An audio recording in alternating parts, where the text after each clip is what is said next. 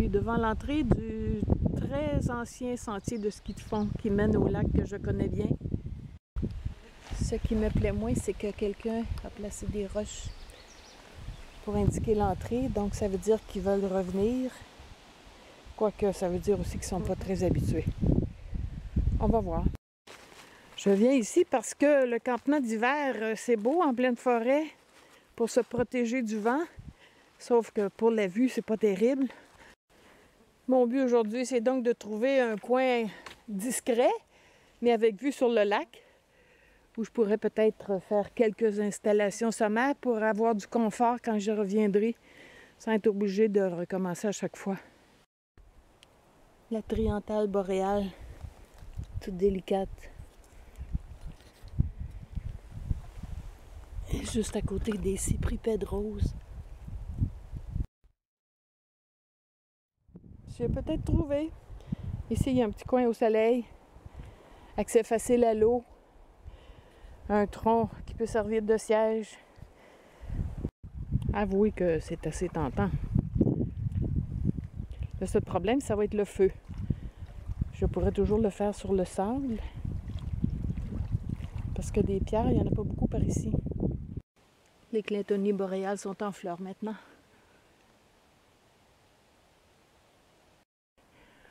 Les aralies à tiges nues, les fruits sont verts encore. C'est un endroit où il y en a vraiment beaucoup. Après une centaine de mètres de marche en forêt, je suis revenue sur le sentier parce qu'il n'y a vraiment pas d'endroit où faire un feu sécuritairement. Je suis arrivée là où j'avais cueilli du méric baumier sur le bord de l'eau. Ici, là où j'avais monté mon abri. Ancré sur cet arbre, j'avais entendu les ouaouarons toute la nuit. Et si je me souviens bien, il y a des pierres un peu plus loin. Je pourrais en apporter pour me faire un rond de feu. Bon, c'est pas des grosses roches, mais en faisant plusieurs voyages, je devrais pouvoir me faire quelque chose qui a de l'allure. Ici, il y a même une source qui coule. Encore plus facile pour s'approvisionner en eau. Même si probablement qu'en été, il n'y aura pas d'eau qui va couler ici. Et puis ça donne rien d'aller plus loin parce que le terrain remonte. Alors l'accès au lac serait plus difficile. C'est pas pour rien finalement que j'avais choisi l'endroit où j'étais pour le bivouac. J'y retourne. Alors pour tout de suite, j'arrête ici, en plein soleil pour avoir moins de bibites. Il y a du bois mort ici. J'ai apporté mon réchaud Ikea. Ça va être la pause lunch. Juin, là, c'est le pire temps pour les insectes piqueurs. Je ne sais pas si vous les voyez à la caméra. J'ai mon filet pour la tête, mon Watkins avec du DEET, mais ça prend autre chose. Pour avoir un peu la paix, il faut prendre les grands moyens.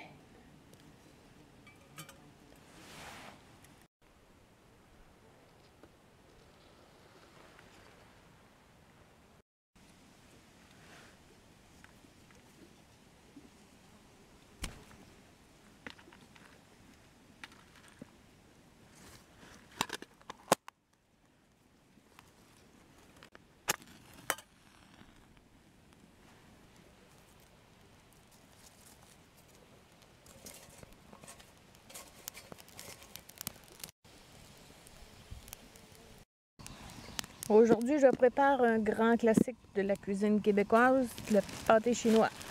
Donc, c'est pas compliqué. Steak, le dinde, patate. Je commence par ajouter de l'eau pour réhydrater le bœuf haché que j'ai fait cuire avec oignons, ail, assaisonnement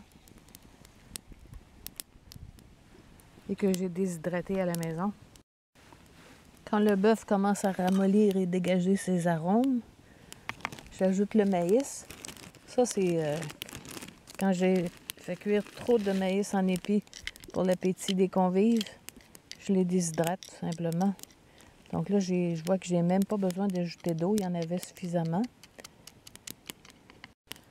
Alors, pendant que tout ça se réhydrate tranquillement, il me reste à préparer séparément la purée de pommes de terre. Là, j'avoue que c'est des flocons que j'ai achetés, mais ça vaut pas la peine de déshydrater les pommes de terre.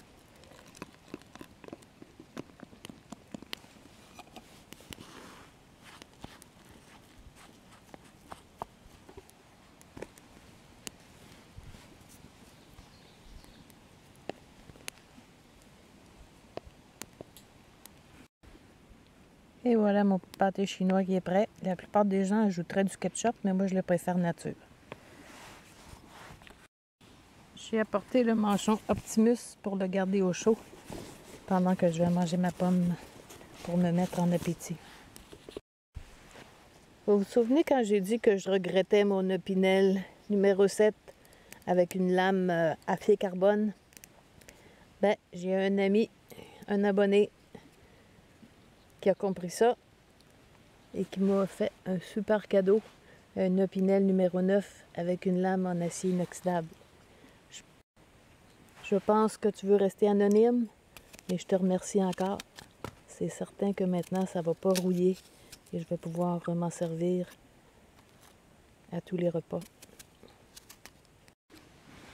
Un pâteau chinois en rando. Je suis certaine que les Français vont avoir des doutes et que les Québécois vont être envieux.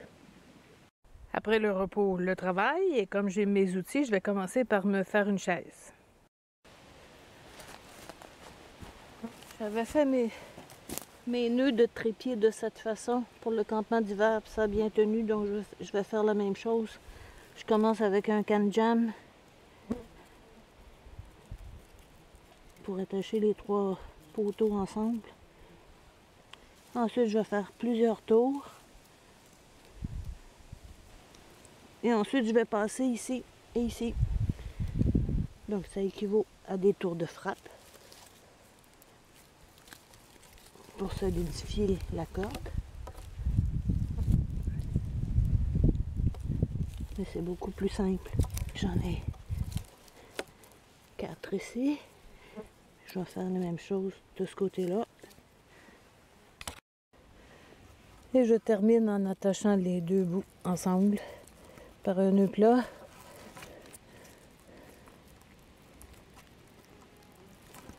Ma crainte, c'est pas le nœud, c'est la solidité des bois. Super! Juste en face du lac. Et voilà le travail. Je l'ai testé, ça tient très bien. Et je vais pouvoir retirer la toile facilement en glissant le montant horizontal dans les nœuds de prusik. Et en allant chercher mon bois, j'ai aussi trouvé des belles grosses roches. Donc ça va être bon pour le feu. Avant de m'occuper des pierres, je suis venue chercher de l'eau fraîche parce que il fait tellement chaud. Mon corps a perdu l'habitude des chaleurs humides.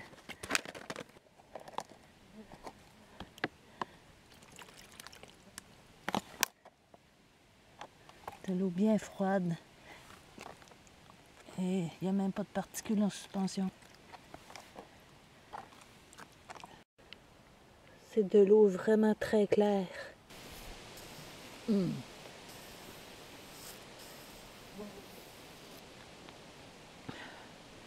Super! Le mini Sawyer. J'en ai assez pour commencer. Et puis comme c'est pas des pierres qui étaient sous l'eau, ben, elles risquent moins d'éclater. J'ai déplacé un peu ma chaise vers l'est. Et puis comme les vents viennent toujours soit du lac ou de l'ouest, je vais faire le feu ici. Comme ça, je vais pouvoir quand même m'allonger les jambes, alimenter mon feu et j'aurai pas la fumée sur moi. Parce que oui, avec tous les arbres qui sont tombés dans le sentier, je fais le pari qu'il y a personne qui va venir en 4 roues. S'il y en a qui viennent à pied, ben, ils pourront faire une petite pause ici. Je ne vais pas laisser la toile, mais je vais laisser l'armature de la chaise.